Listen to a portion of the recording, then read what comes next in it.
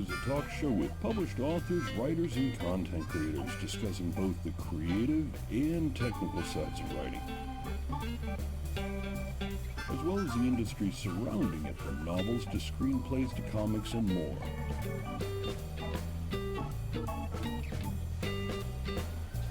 And now, here's your host, author Travis I. Sivart.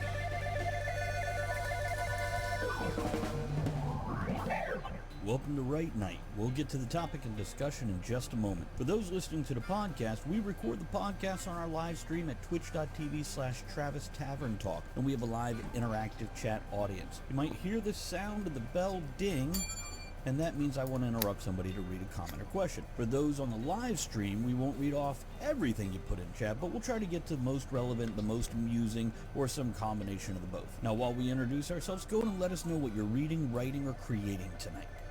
And while you guys are posting that into chat, I'll let you know I am Travis Sivart, and some of my books that I've written with my favorite fight scenes have to be, well, honestly, the last two series, Portals and Silver and Smith. Let's introduce my amazing co-host, and I'm so excited to have on a couple episodes with me. Let's start with you, Garrett.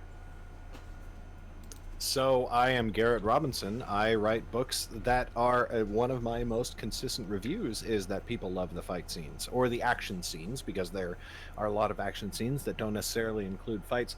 And in particular, the last series that I wrote the first three books of, The Tales of the Wanderer, are very fight scene heavy. I actually wrote them in another life. I was a filmmaker, and I long to return to it one day.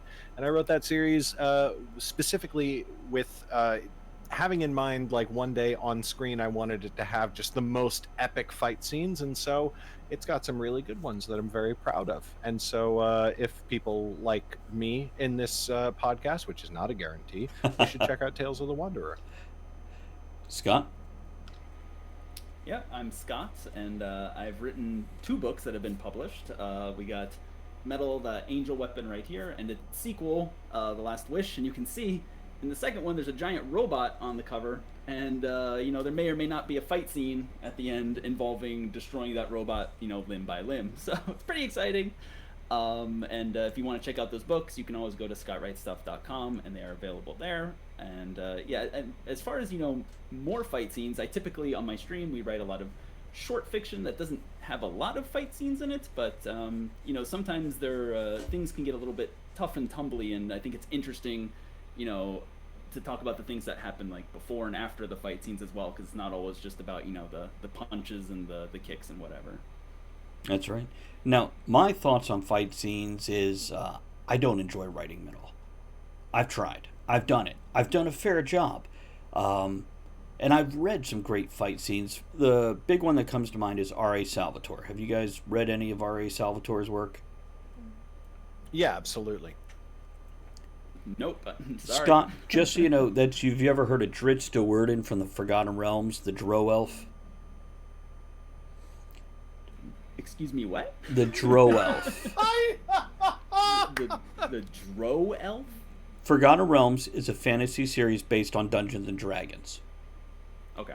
There is a very popular author, R.A. Salvatore, who wrote multiple trilogies, and there is a species of elves called Drow or Drow, depending who you're talking to, and they're basically underground dwelling elves who tend to have a twisted society, etc. And this is one that broke away from the society and became a good guy. So this is Raven says I have some thank you, Raven, very kind. Said I have some epic fights in the Force Portals book, but what I found is I don't enjoy writing the choreography, the step by step, blow by blow of a fight scene. It's just not enjoyable to me. So I have found alternatives, and I'll talk more about that. But in some of the pre-show discussion with these guys, I talked to Scott a little bit about it and know a little bit about where he comes from, and I want to hear more about that. And after that, I definitely, because Garrett was too busy to jump in on that conversation, and I just learned that he loves writing fight scenes and has quite a few. So this is going to be a great, like, compare and contrast type situation. Scott, do you want to tell them a little bit about what you said in that pre-show thing? In other words, what you typed in Discord. Yeah, sure. So, oh boy, where do I begin on fight scenes? So I think one of the first things that I want to start off with talking about writing a fight scene, presumably in a novel, is that this comes up a lot when I'm streaming. Is people come in and they say, "Oh, I'm writing a fight scene," or "How do I write a fight scene?" or whatever, and then I start asking them like, "Oh, well, why do you want to write a fight scene? What's going on in your story?" And quite often the answer is, "Oh, I was inspired by this anime I was watching, or this manga that I was reading, or this TV series that I was watching, and I want to create my own," and that's fine. That's great to have the inspiration come from anywhere, but I think it's so important to keep in mind the pros and cons of the different mediums. And when you have a fight scene in an anime like Naruto or One Piece or whatever, it's gonna look awesome, because animation lets you do anything, and the people are just the punches and the kicks and the elemental powers or whatever is going to be great. Same thing in a TV show or whatever, or in a manga, or a comic book.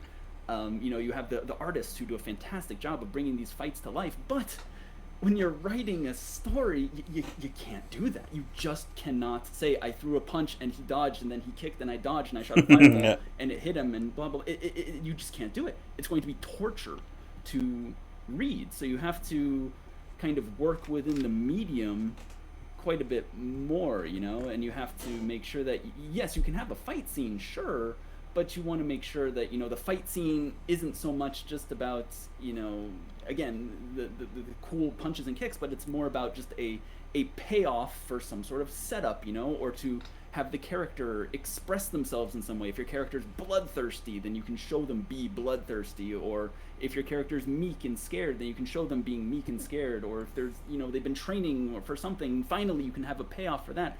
But looking like I have some books over here, like the Hunger Games right here. It's a book about kids fighting other kids to the death, but how many fight scenes are there in the actual story? There's like maybe one or two, and they're about a page long each, so I think that thinking about fight scenes and writing fight scenes, I just don't think that's not where you want to be starting. You want to think about the story outside of the fight scene first. Make sure you have the setup for it, the payoff for it, and make sure that the actual fight scene itself, it's probably going to be like 2 or 3 paragraphs. It's not worth getting too hung up over. Very good. Garrett, before you answer, I want to let Goblin know. Goblin, give us a few minutes. I'm going to get back to that question, but I want to let Garrett run through his base ideas before we get to that. Go ahead, Garrett. Yeah, I'm 100% on board with Scott. Like, you can the most aggravating, boring, just absolutely excruciating thing is, to me personally, and other people are allowed to have other opinions, I always feel the need to state that on the internet, but is reading a fight scene where everything is described in the most excruciating detail. Like, oh, I don't need to know that the axe ended up 2 inches from the ground, and so they brought it around in a backswing, which was then parried by the sword, and then they came back, and like a couple of little details are gonna let people fill in a lot. And I've had to tell, I've even had to tell good friends, that sent me a book or something, that I'm like, hey, listen, this is a personal opinion, so like take that with a grain of salt, but like these fight scenes are just really hard to get through. And if somebody ever wants to, as a writer themselves, if they want a really good example of the way this works, go watch The Legend of Korra, which has far and away some of the best fight scenes, visual fight scenes I've ever seen in my life. Or watch something like The Matrix has really, really great fight scenes. Obviously not in a fantasy setting, which is like my wheelhouse, but great fight scenes. Lord of the Rings has some pretty good fight scenes, but honestly, it's not the strongest part of those movies. So I like to throw people to Legend of Korra, which just, the fight scenes are so good. Avatar: The Last Airbender had some really good ones as well, but Korra takes it to another level. Then watch one of those scenes. Pick Pick your favorite one. Watch it, and then watch it, and then watch it a third time. Then sit down at your computer and write it. And try to write it in every detail that you can remember. In other words, try to exactly replicate that fight scene in words. And I guarantee you will have left out about 50% of the individual moves that happen in the fight scene, because they are building blocks to the emotional development of the scene. Everything in there looks cool, and all the things that look cool make you go, whoa, but it's all in service of making you understand what is happening to both of the characters throughout that scene. And that is what sticks with you, not the individual twist of the fingers as the earthbender bends metal for the first time and like wraps a suit of armor around herself that she just pulled off of a panel on this giant robot or whatever. It is the emotional development of the scene that will stick with you. And so I think when you're writing a fight scene, that's what you need to stick with. You need to summarize what's happening in order to fulfill the emotional beats that's moving the story forward, which is kind of just what you're doing in writing in general. Right. Like, the reader doesn't need to know when your character goes to the bathroom. They just don't. They can just assume that happens as part of the general business of living. Well, they can just assume that a couple of different blows are traded in the course of a fight, without you needing to spell out the exact 30-degree angle that the axe came up with. And it's just like, no, please don't do that, please. And if I may, for me, yeah, there's nothing worse than a gratuitous scene, whether it's anything choreographed, whether it's a sex scene or a fight scene or any other kind of scene. If you are graphing the minutia, and this is something I've seen very few writers do. I mentioned R.A. Salvatore earlier. He does a fairly good job, and he has like pages of a single fight scene. It's okay though, it's not bad. For me though, I didn't enjoy writing it at all. So what I did is I decided to make fight scenes a chance at character development, to show their expressions, to show their emotions, or even to climb in their head, so I can go through a 2-minute chase scene or a 45-second fight scene, and I can have a page of introspection of how angry they are, or why they're doing this, or what they're hoping to get out of it. All that payoff you gentlemen were talking about in your mentions there. And I want to read a few comments here. Raven says, I write the choreography in bullet points and go back over it and hide those bullets in between thoughts, feelings, sensory information, and dialogue. That's fantastic. That is. I've never heard of doing that before, and that's fantastic. See, a lot of times the way I describe it is like a dot to dot, and your bullet points are your dots, and then those lines is the art in between it to actually create the picture. Haddon 2 says, honestly, I hate fight scenes in books. Saying they fought is descriptive enough for me. Goblin says, this is amazing advice. Try to replicate the fight scene at pen to paper. Great perspective. Which, by the way, I do this with a lot more than fight scenes. There's times I will see something in the street and I'm like, how would I write that? How would I convey what I'm seeing right now, what I'm feeling right now in a book? And that's kind of my real world writing prompts sometimes, where I'm sitting there with my notebook, scribble. As a side note, this is actually advice that I offer to a lot of beginning writers when they're like, how do I get started? How do I learn what to do? I tell them to take their favorite book, take 3 of their favorite scenes from it, reread the scene 3 times, and then go sit down and actually try your best to rewrite that scene word for word. And then sit and evaluate what you've written against what you've just read 3 times over, and you will learn so much about your own style and what's actually important to you in that process, because you'll be like, oh, I got this one part almost word for word, and then I just kind of summarized all this other stuff, and that might tell you that dialogue is so much more important to you than action. Description is your favorite thing. It's going to tell you a lot about yourself as a writer if you do something like that. Scott? Yeah, and that other comment that came before about, just saying they fought is good enough. I think that kind of touches upon something where that goes for a lot of things in writing, where in fight scenes included, is that you have to find that happy medium. I think Right. that saying they fought might be, just going a little too far in the non-descriptive direction, whereas, like Garrett was saying, oh, the 33 angle of the axe, I think that might be a little bit too far. Because I think if you just say they fought, you're kind of doing a little bit of a disservice to the story as well, because a fight scene is a great way to show your character. And like, are they what is important to them in this fight scene? Right. Obviously, swinging the sword 2 inches to the left is not going to be important, but maybe they have a sword and they shove it through their stomach, or they shove it through their heart, or they lop their head off. Those 3 different things, and kind of the emotions and introspection that go with that can show a lot about who your character is and what this fight means to them personally in the context of your story. So again, I think you got to find that happy medium. You don't have to describe the exact speed and angle of cutting off their head, but definitely give us the emotion of cutting off the opponent's head. I want to read a couple questions from Green Goblin here. Earlier, the question I skipped over that I wanted to come back to, and I'm going to read both, and then we can carry on with this and answer both. In writing fight scenes, do you try to research actual combat techniques to fill the void of animation or special effects? And the other comment/question was, I believe, just to Garrett. And Garrett, I'm going to try to throw an answer at this, and you can correct me or build on it or whatever. Green Goblin says, do you mean write word for word as just copying the text, or trying to write it how it's interpreted by you? Option B. You want to write it in your own style. You want to retell it your way when you're rewriting that, so you learn about your writing.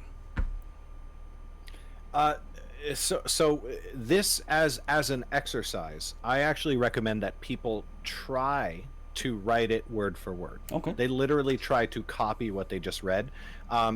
This is strictly as an exercise. It's like when a painter does studies, and they just sit and they do like a study of a hand in a couple of different poses that they think that they might want to use for the next painting, because they learn a lot about themselves when they try to do that one specific thing one specific way. So in this as just a total exercise for and this is honestly pretty early writer stuff.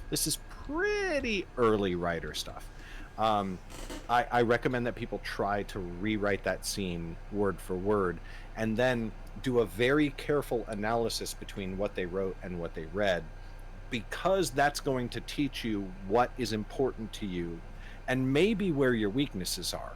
Like, you might not realize until you do this exercise that one of your favorite things about this author's style is their dialogue. And maybe you messed up their dialogue, but when you're looking back, like, that dialogue was what made the scene for you, and you didn't get it. So maybe you need to work on your dialogue. This is pretty specific, honestly. This is a very niche thing. I don't think that this is something you should spend too much time on, but I think it's worth doing with like 5 of your favorite scenes from 3 of your favorite books. And once you've done that, I feel like you probably learned all you can from that exercise. So just to limit the scope of this a bit. Couple comments from. Go ahead, Scott. Oh, I just want to Please. The one comment that you just read there. What was it about? It was the researching actual combat techniques. Right. Yeah, that reminded me of one of my favorite books. The Wise Man's Fear by Patrick Rothfuss. Oh yeah, that's a good one. There's a whole section of this book right here toward the end is, for people who haven't read it, you have the main character. He goes to this like foreign country and he learns about their fighting techniques in this country, and he trains there for months. And like and Patrick Rothfuss, the author here, he has famously said that he knows nothing about fighting at all. He did not do any specific research or anything, but and what he does is in these fight scenes here, these epic fight scenes toward the end, he just makes stuff up. Right here it says, without thinking, I used Salon's curious two-handed version of break lion. Like, what the heck does break lion mean? Or she struck out quickly with sowing barley. What does this mean? It means nothing, but you get the feeling of it by listening to it, like sowing barley, and then it says like snapping knuckles hard against the meat of her inner biceps. So we get like a hint of what that means. Is it based in reality? I don't know. It doesn't really matter. It just it conveys that feeling, and your mind kind of fills in the blanks in between there. So I wouldn't get so hung up on the actual combat techniques. Just make it fun and full of emotion. 100%. And I have to jump in because I pulled out a book as well, which is Lord of the Rings, because it's I'm the biggest Tolkien nerd that I know. That's not true. I know two people specifically who are bigger Tolkien nerds than I. But this is relatively early in the series, and it's the Fellowship of the Ring, and this is the whole battle scene. The whole battle scene, and it's one paragraph. Like somebody was mentioning before, like a fight scene can be one paragraph. This is it, and I'm going to try to preface it with my best Ian McKellen. So forgive me, Ian McKellen. "Fling fuel on the fire!" cried Gandalf to the hobbits. "Draw your blades and stand back to back!" In the leaping light, as the fresh wood blazed up, Frodo saw many gray shapes spring over the ring of stones. More and more followed. Through the throat of one huge leader, Aragorn passed his sword with a thrust. With a great sweep, Boromir hewed the head off another. Beside them, Gimli stood, with his stout legs apart, wielding his dwarf axe. The bow of Legolas was singing. And then Gandalf does a spell and the fight is over. We got 2 kills in that. What does the bow of Legolas was singing mean? That's up to you. You decide that. Gimli was wielding his dwarf axe. What did he do with it? That's up to you. That's the whole fight, and it's so good. Every time I read this scene when I'm rereading this book, which I do all the time, I like that scene is so like, oh, it's so cool. It's so cool. And there's nothing. We get 2 kills, and like then in the aftermath of the fight later, there's like a bunch of dead wolves and whatnot. But like that's all you need, man. It's just pretty. It just looks good. In the book that I'm editing right now, Silver and Smith 2, there's one scene, and I remember it well because I had so much fun. I almost went like totally noir type dialogue during the fight scene because things speed up, so I get a little more prosy.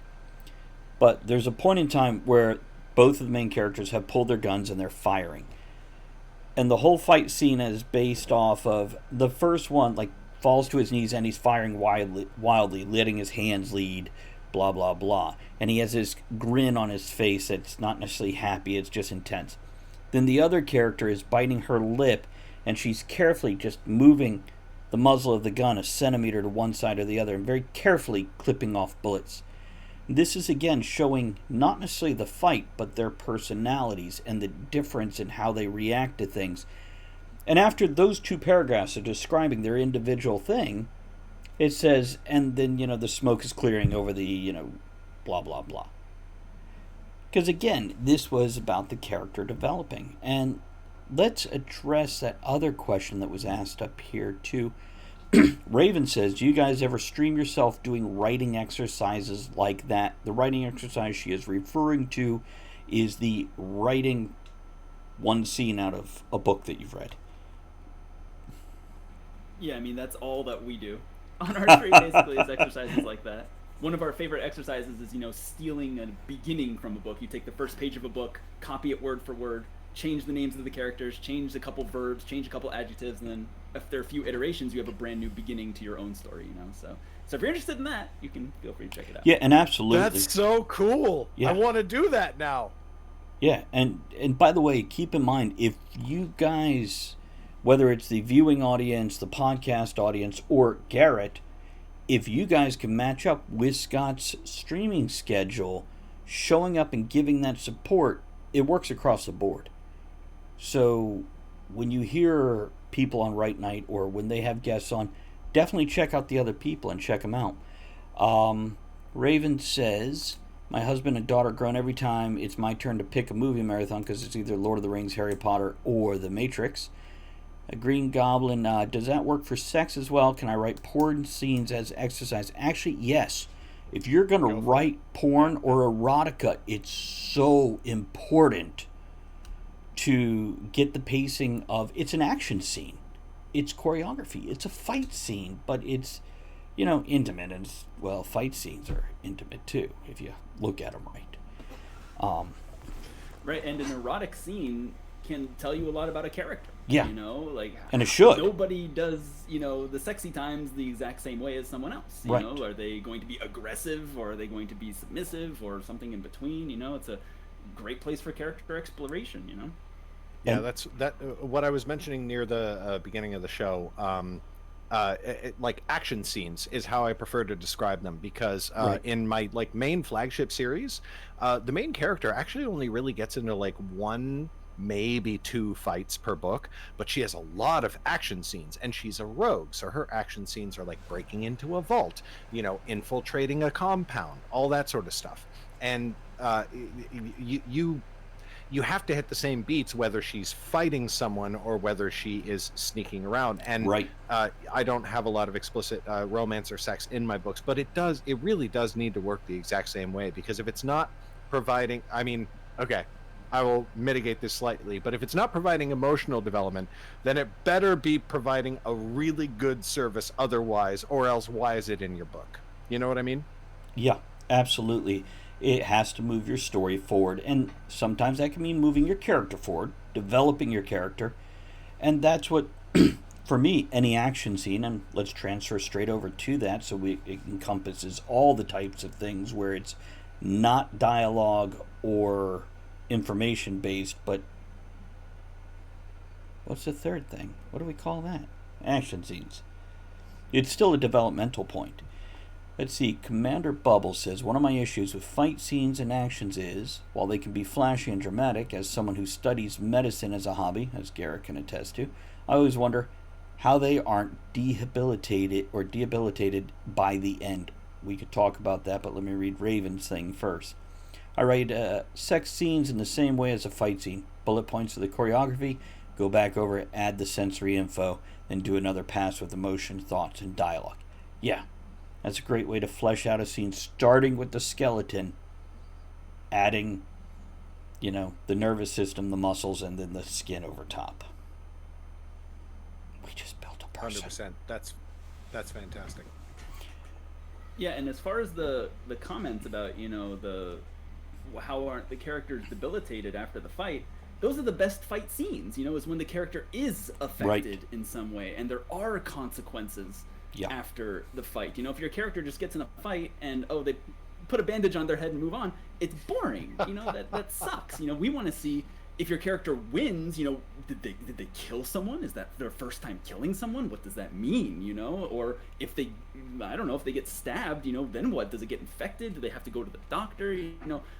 That's the best part. It's not just the fight scene itself. It's thinking about the consequences. There has to be risk. Yeah. Right. Otherwise, there's no value. Yeah. Exactly, and that's where the juiciest stories come from. And I have one of my most. Go ahead, sorry, Garrett. Go ahead. Please go. So one of my most commented on sequences is where, again, in like my main series, the character is climbing down a rope and something goes wrong, and she slides down it, and the rope, being a rope, like slices open her hands, and so for the next while, her hands are fucked up, and she. Oh, sorry. It's trying fine to keep things PG-13. It's okay. They're We're allowed up. one per show. One per show. Okay, that's right. So nobody else. Yeah. Anyway, they are really messed up, and she has to figure out how to do everything. And every time she has to use her hands, there's this intense, cringing pain, and she's like, "I'd better not do that again." And people feel for her in that moment. They're like, oh my God, not only is she doing all these dangerous things, but she's doing it while she's really badly injured. Like, she's hurt and she can't use her hands, which is, if you're a thief and a rogue, you kind of need that dexterity, because you can't just brawn your way through things. And that is consequences lend a lot to a story, whether it's over an individual book or over a whole series. Absolutely. Oh man, you just awakened some horrible memories of climbing the rope in elementary school gym class. I did not know we're buried deep in there. Thank you for that. Sliding back down and getting the rope burn. I did write a scene in one of my books where it was the first time one of the characters had ever killed somebody. And it was something where they made the conscious choice whether they were going to do it or not. So there was that back and forth before, and there was the reaction afterwards, the psychological shock and trauma of having done that and thinking this guy might have this is his day job. he might have been going home to a family, and I ended every and had that. And another book I wrote, in the very first chapter, one of the main characters is injured, and through like the first third of the book, he is dealing with that injury as it heals, and unable to walk as fast as the others or do other things, combat, etc. So it is very important, and that's an interesting idea, by the way. Raven asked Commander Bubbles, can I add you and hit you up for medical questions when I write fight scenes? Then she says, you could have a whole website for writers to ask medical questions. Yeah. That would be interesting. It's good stuff. It's because it's one of those things when you're writing, you've really, and this is actually a great topic to branch off into, you got to look at when your characters are injured, and hopefully they are injured in a fight scene. Otherwise, as we said, where's the risk? Where's the stakes? They got no skin in the game, literally. You don't want to hurt them so bad that they walk for a limp for the next 3 books. But maybe you do, actually, because that'd be a great way to build a character flaw into them where they can't run like everybody else because they got a bullet through the leg or a sword took an arrow to the knee. It happens. Yeah. So, you guys ever done anything with that? I have 2 things. One related to something earlier, and one on that. In the first book of my main series, heavy topic for anybody out there. I'm about to talk about domestic abuse. So Okay. just be warned about that. But the main character is a girl. She's 15, and she's grown up in an abusive household, and she escapes. It's the first thing that happens in the story, and for the next, the books are on a relatively short time scale. So they all take, the first 3 books in the series all take place over the next few weeks, and almost everyone who meets her reacts in one way or another. Most of them positive, because most people are good people. Some of them in a manipulative way, about the fact that they can see her bruises, and they're like, oh, you come from an abusive home. She's like, what are you talking about? They're like, you're 15 and you got a horrible black eye and most of the side of your face, you came from an abusive home. And that is a thing that kind of follows her around, and it's actually part of the story development, in that sort of by the end of the 3rd book, she's sort of shed that as a marker. And it's a it's a metaphor, and that's a little bit pretentious or whatever, but when the bruises have gone away, she's actually shed that part of her life, and she's moved on from beyond that, and she has truly internally escaped that, which comes with its own consequences, right? I think that's a really interesting thing. The physical markers of an injury can have a tremendous impact on a character's psychological development. The other thing that I wanted to comment on that you were talking about earlier, same character. She goes for the first long part of the series, and I'm not going to say which book it happens in, but she goes for the first long part of the series where her only rule is, I won't kill people. I won't do it. I just won't do it. That's my line, and I won't cross it. And then she kills someone. And people knew it was coming. I foreshadowed it a lot, and I was just I built the groundwork, and I was people were like, oh, when is she going to she's clearly going to kill someone at some point. When is it going to happen? And I got emails and comments, and people were like, oh man, I bet it's going to wreck her. I bet she's going to feel so bad. I bet she's going to feel... And she killed her first person, and it felt amazing. And readers were like, this is so much worse. Oh, I hate this so much that she liked it. That's so bad. And that's a great reaction to create on people. That's to flip that expectation. That's an awesome flaw, though. That's something which we're not necessarily focusing on that, but flawed characters are so important to relate, because we've all had that thing that we did that was a little nasty or a little horrible, and we're like, but it felt good. I can't tell anybody. Yeah. I actually, I feel guilty that I am not upset with myself. So people can relate to that. Hopefully not relate to enjoying killing somebody. you know. Yes, But I do not endorse that. unless they work for DMV, then it's part of the job. But anyhow, Garrett, is your hair got a green sheen, or is it just the lighting in your room? Must be the lighting. It's probably the lighting. This is actually my first time streaming in a very long time, so like I have not dialed in any of this in a very long time. Okay, just checking. And a couple of things in reference to that. Goblin says, hell of a twist. Raven says, love how you torture your readers, excited to read. And Bubbles says, I just like calling him Bubbles instead of Commander Bubbles. It's just more fun in my head. Another great example of how of this is Edward Elric from Full Metal Alchemist. He's a double amputee, and his prosthetic is treated both as a weapon but also as a hindrance since it requires constant maintenance and sometimes it just breaks. Still a badass, though. Now, Scott, you haven't had much chance to jump in here. You got some thoughts on any of this stuff or comments from folks?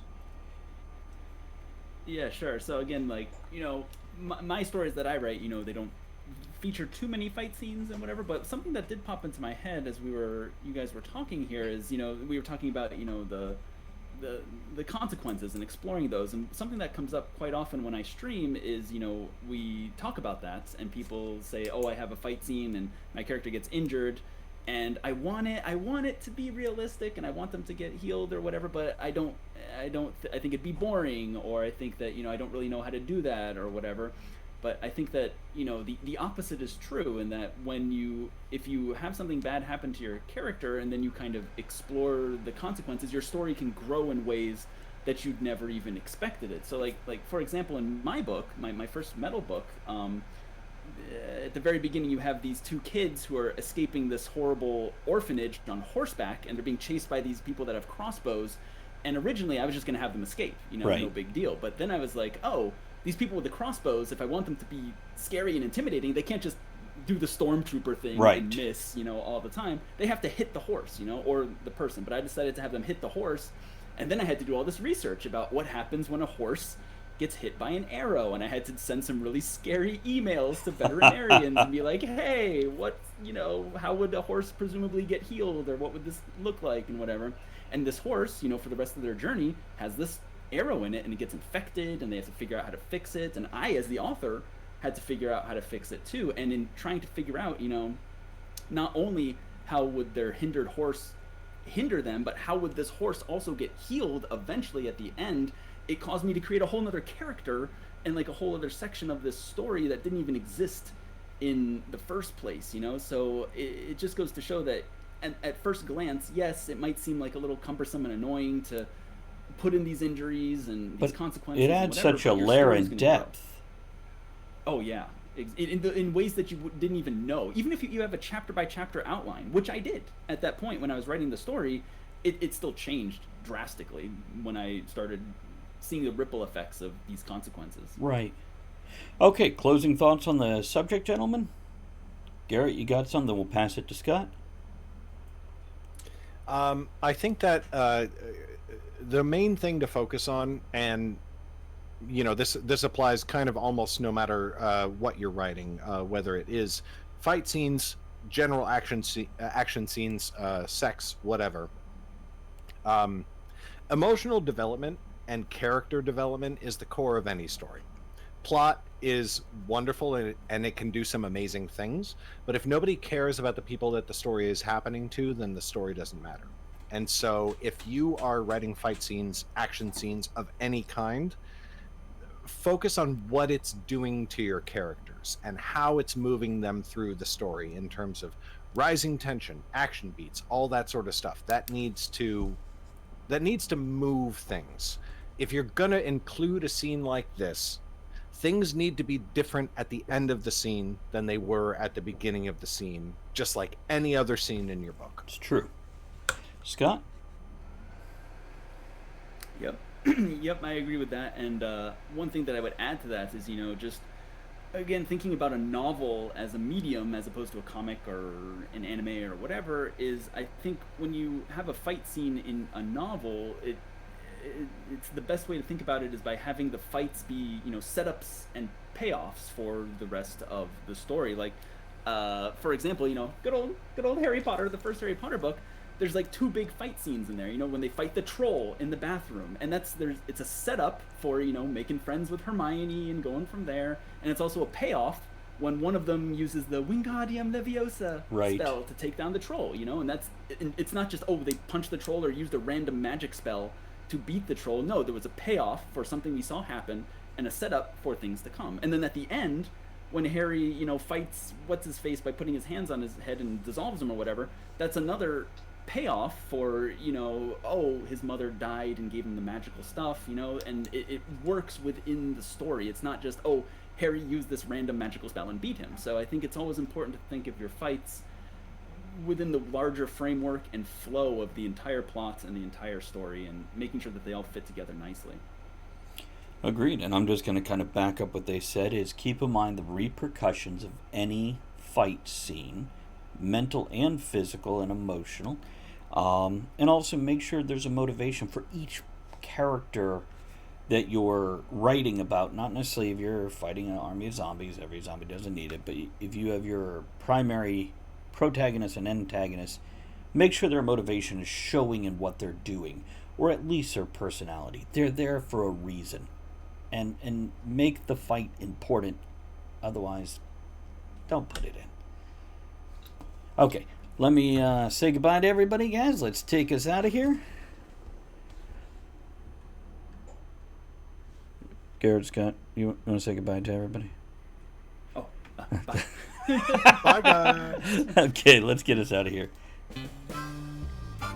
Before we go, I want to remind everyone that you can email us at writenightshow@gmail.com. That's right with the W, night with an N, show@gmail.com. To let us know your thoughts on the show's topic, suggest other topics you'd like to hear us discuss, or just have a message read out on air to someone in your life. Thanks to everyone for supporting the show by downloading the podcast, sharing it on social media, grabbing some shirt stickers and mugs from bit.ly/tavern merch, or barware patches and hats from bit.ly/tavern merch too. It's bit.ly/tavern merch or tavern merch followed by the number 2. Thanks to everyone who joined us live at twitch.tv/Travis Tavern Talk, and everyone who supports the tavern by subscribing, hosting, throwing bits, raids, and most of all, commenting.